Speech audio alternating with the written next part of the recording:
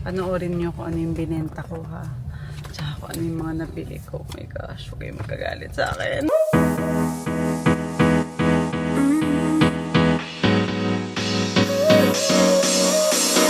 Work is almost over, summer's getting closer.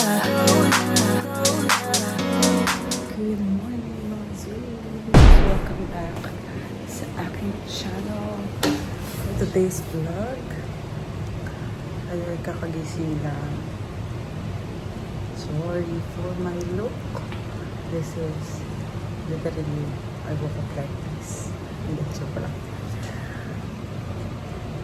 Kakaligo ko lang kasi tayo ay merong event na pupuntahan today. Medyo madami tayong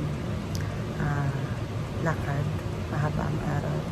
Kaya samahan niyo na naman ako sa aking buong araw.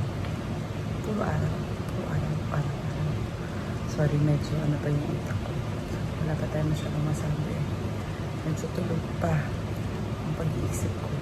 Kaya pasensya na.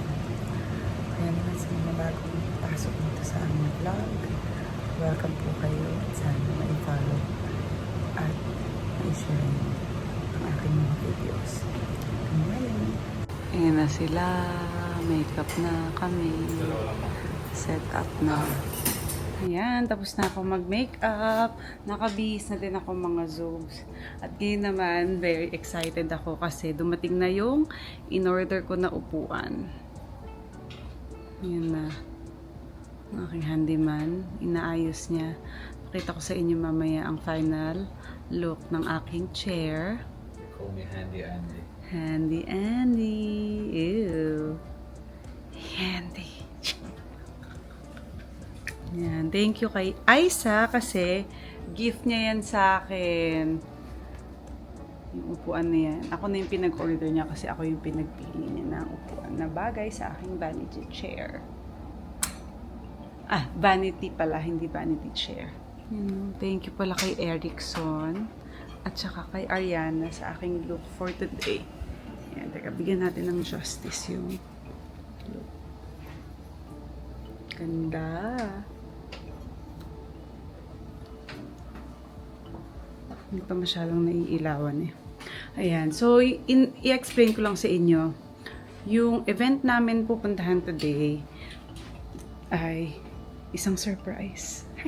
Hindi, ano siya? Mag-vlog tayo doon and may ibibenta tayong something. And it's a surprise later kung ano ang ibibenta natin. Kung ano yung mga dadali natin doon. Kaya, excited na ako. Surprise yan.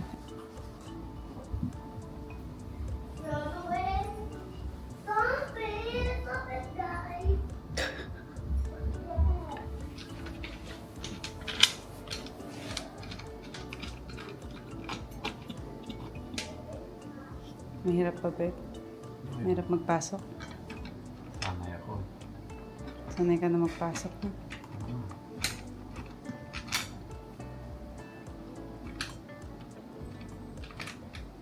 Minsan medyo mahirap. Kasi, Kasi cute.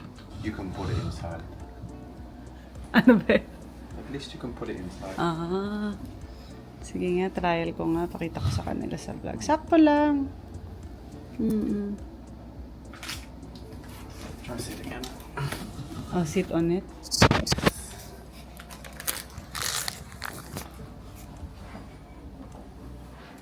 Sakto lang. Okay lang. Wala nga lang ako sandalan pero yun naman talaga yung ano. Ganda. Happy ka na? Pwede na tayo mag-house tour. Kompleto na. Wow. Chill lang. Eh kasi hindi pa tayo nag-house tour. Kasi nga hindi pa kompleto yung mga gamit namin. So, unti-unti. Unti-unti mararating. Yun naman, kailangan syempre pag-ipunan ng mga bagay-bagay. Kasi yung mga gamit natin, lagi natin gagamitin. Ang ganda! Bakit? Thank you, Isaac. On the way na kami. Tignan niyo yung view namin. Ang ganda, oh.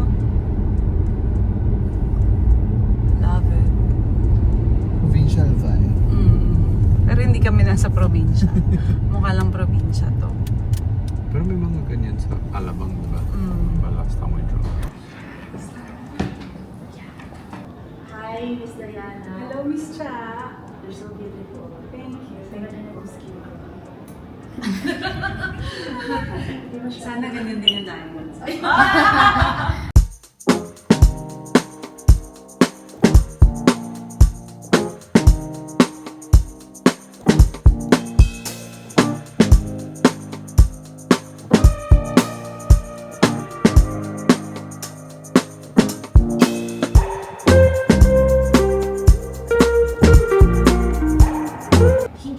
Hindi ko talaga gusto yung diamond. Totoo. Hindi ko ibenta. Parang hindi ka makapaniwala. Oo. Yung in a way na, kasi yung industry ko before, hindi ako nasa luxury. Nasaan ka before? I'm a licensed engineer, nasa machinery ako. Ang layo naman. Yes. Nasa agricultural machinery ako. Ako yung taong laman ng palayan. Okay. Driving big tractors. Parang and ang harvesters. layo sa diamond. Yes. Ano nangyari? Talagang hindi ko siya gusto before kasi sabi ko, hindi ko siya kailangan. Yun ang point ko lang, hindi ko siya kailangan. Tapos even dalungan, hindi ako nagsusuot. Or So meron at na that naman- time, hindi mo kailangan, kaya ayaw mo Yes. magbenta. Yes. Nung napunta ako dito sa industry na to, saka ko na lang siya nagustuhan. For me, depende kasi sa ibang tao. Sa akin kasi, even if hindi mo siya gusto, pero naniniwala ka sa bagay na yan mula na. Kasi parang yun ang nangyari sa akin. Hindi ko siya gusto nung una, pero nung nandito na ako, na-discover ko yung diamond jewelry, sabi ko, naniniwala ako ng kanya to. And then, meron akong gustong mangyari na parang yung diamond jewelry sa Pilipinas can be rich or can be afford ng lahat ng babae sa Pilipinas. Dati hindi. Oo, totoo. Sa So, inyo lang talaga totoo. over. Kasi pag diamond jewelry, lagi, di ba, isip mo natin, Mahal. ayoko niyan, iba na lang. Bag na lang, or ganito na lang. Kasi yung diamond parang talagang luxury siya, pero kung yung ibang mga luxury item, mahal, siya, nasa top pa ng mahal. Mas Mas mahal pa siya. So, talagang kukunti naman yung can afford nun. Di ba, sabi natin, mga mayayaman lang talaga. Hindi lang regular na mayaman ha. Oo. Yung talagang mas upper pa doon sa mga Yes. mayayaman. Yun yung kaya lang bumili. Sa ngayon kako, sana ma-afford siya ng mga ordinaryong Pilipino na makabili. Ordinaryong mga Pilipina. Oo. Gusto mong magkadaya. Yes. So, yun ang pinaniwala ko sa hindi ko. So, nakaya. Nakaya. Kaya naman sobrang successful na yung Maddox Jewelry. Grabe naman.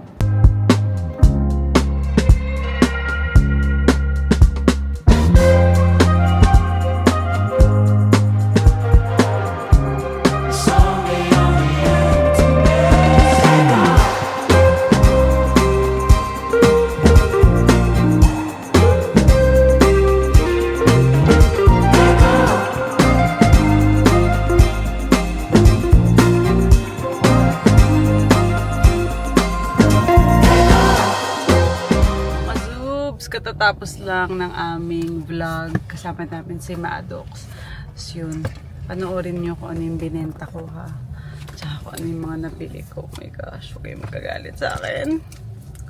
Anyway, we're supposed to go to a birthday party, a surprise birthday party talaga. Hindi niya alam.